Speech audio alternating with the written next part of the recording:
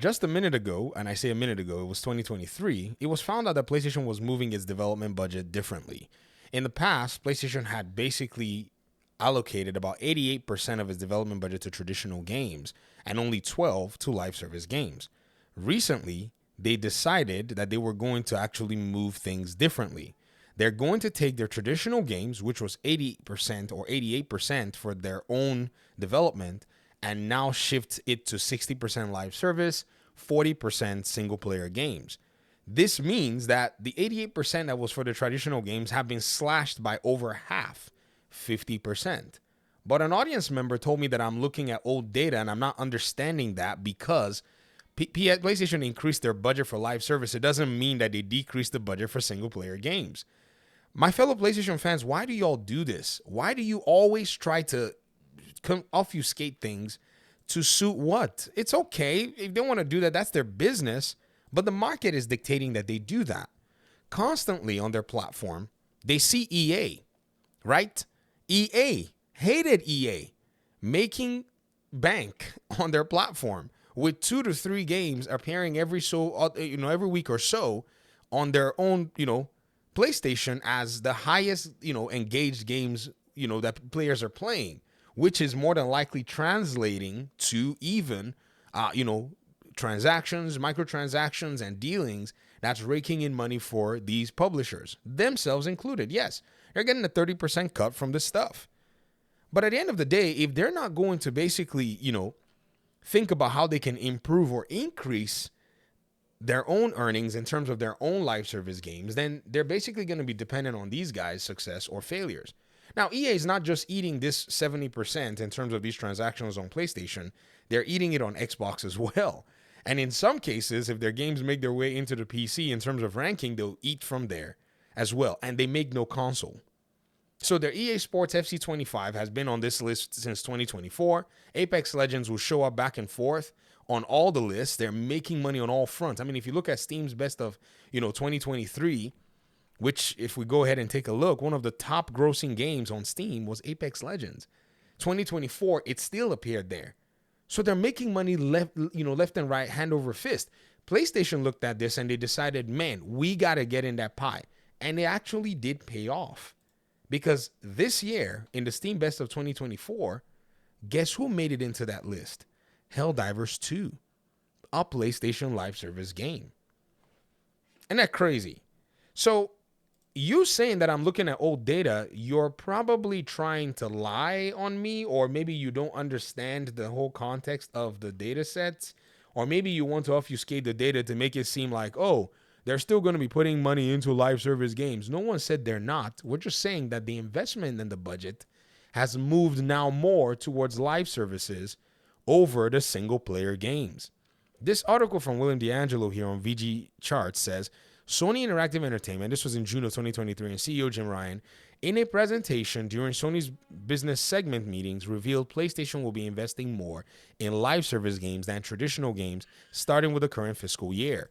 Just 12% of the game investments into the PS5 was for live service games, while the remaining 88% were for traditional games. For the current fiscal year, which ends March 31st, 2024, the percent of the total investment into live service games will be 55%, compared to 45% for traditional games. Live service investment will grow to an extended 60% for the 2025 fiscal year. So the data has not even manifested, and you're already claiming that we're looking at wrong data sets. I don't think that that's the case. I think you probably need to catch up on the news out here. They say, of course, PlayStation would increase the budgets in the areas that are weaker, such as live service. No, they're just not increasing the budget. They flipped it. Are you not seeing what I'm saying? They went from 12% to 55% and then are going to 60%. If they were maybe going, say, from 88%, 12% to maybe, 60% traditional and then, 40% live service, then you say, okay, maybe they're making an increase. No, they've basically scaled down the traditional game development budgets and increased the single player game development budgets. That's exactly what has happened. There's no way you want to dance out of this. And there's a reason, there's a clear data trail. There's a clear data, motivation that we're seeing for them doing that, because the live service games are doing well.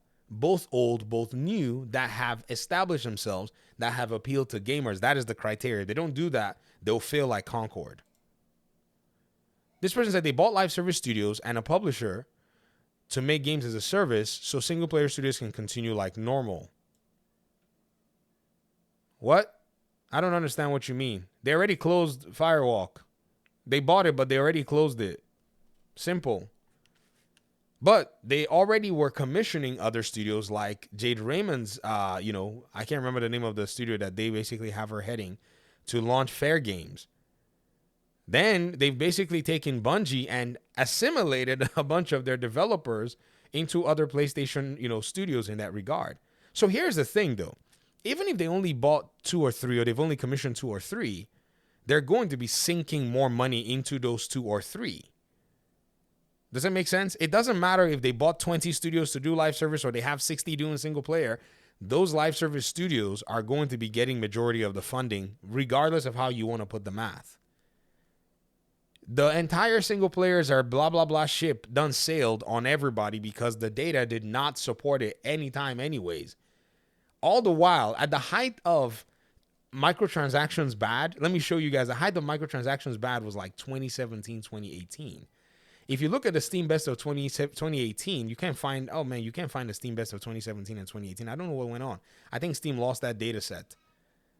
Let's see top new releases, VR selling game most played. I want to see the top sellers, Steam. They won't give it to you. But let's look at 2019, right? Let's look at 2019. 2019, the top sellers at the time were top grossing games were PUBG, which came out in 2017, right? Elder Scrolls Online 2017, Rainbow Six Siege 2015, Warframe, Destiny 2 2019, that same year. Who else can we look at here? Final Fantasy 16 2014. Fortnite was coming along at the time. Rust 2018, Team Fortress 2007. This is just Steam anyways. You don't have Fortnite on Steam. But go back and look at how PUBG basically took the cake, in those years, and how the game changed for everybody else. This is no small issue, ladies and gentlemen. This is not something that you can just come in here and just say, oh, you're looking at old data. What old data? PlayStation not even made the amount of live service games that they wanted to make. They wanted to launch about 12 of them within the 2020 by the 2026 fiscal year, but then they went ahead and delayed the calendar. That's as best as they did. They were like, okay, we're going to basically extend the release dates for these things.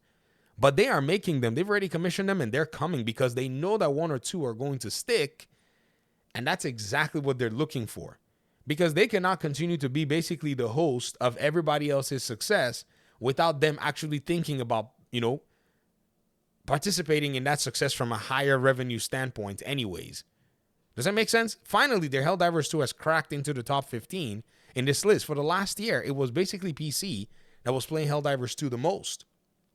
So Marathon is coming. Fair Games is coming. They're going to launch Marathon everywhere and try to break into that category as well. You see, they've already set themselves up, guys, to try to, crack into this place. And the next thing now for them is to push money into it. And that's exactly what they're doing. There's no denying it. I appreciate the comment, but I don't think you've paid attention to what the data is actually telling us in this particular conversation. So thanks so much for watching the video. Appreciate you guys' time and audience. Talk to me in the comment section. Peace out.